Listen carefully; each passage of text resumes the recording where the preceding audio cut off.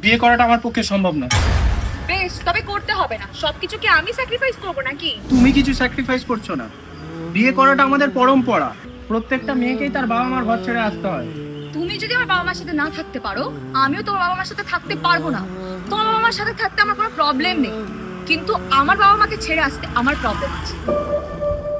আচ্ছা তুমি একটা কথা বলো তো, কোন মেয়েটা তার বাবা মাকে ছেড়ে আসে? প্রত্যেকটা মেয়েই তার বাবা মাকে ছেড়ে আসে আর স্বামীকে ইম্পর্টেন্স দেয়। সেটা হতে পারে, আমি এই নিয়ম মানি। তোমাকে আমার বাড়িতেই থাকতে হবে। আমি আমার বাবা মাকে কিভাবে ছেড়ে থাকবো? আমি আমার বাবা মাকে কিভাবে ছেড়ে থাকবো?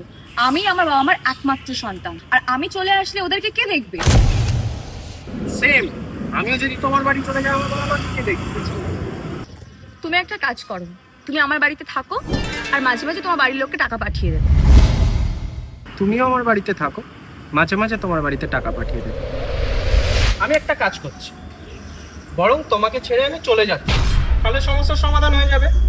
যে ছেলে তোমার শর্ত মেনে নেবে তুমি তাকেই বিয়ে করো। এটা 2 বছর আগে ভাবা উচিত ছিল। যে বিয়ের সামনে আসলো সেই কথা চেঞ্জ হয়ে গেল। প্রেম করার সময় তো খুব বলেছিলেন যে আমি তোমার জন্য সব করতে পারি, আর এখন চেঞ্জ হয়ে গেল কথা।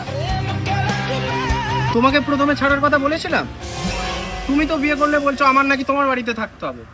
বিয়ের পরে প্রত্যেকটা মেয়েকেই স্বামীর ঘরে যেতে হয়, এটা কি আমি নতুন নিয়ম বানিয়েছি? কিন্তু না, তাতে হবে না, আমার নাকি তোমার বাড়িতে যেতে হবে। সেই জন্য বলছি তুমি ছেড়ে চলে যাও, আমি আমার বাবা মাকে ছাড়তে পারবো না।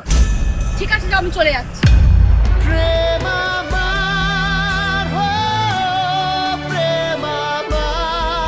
দাঁড়াও, দেখো বিয়ের পরম্পরাটা তো আর আমি ভেঙে দিতে পারি না, তবে একটা নতুন নিয়ম আমরা চালু করতে পারি।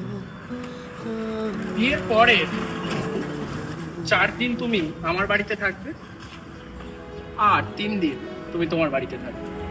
কি, রাজি তো? আরে বলবে তো রাজি কি?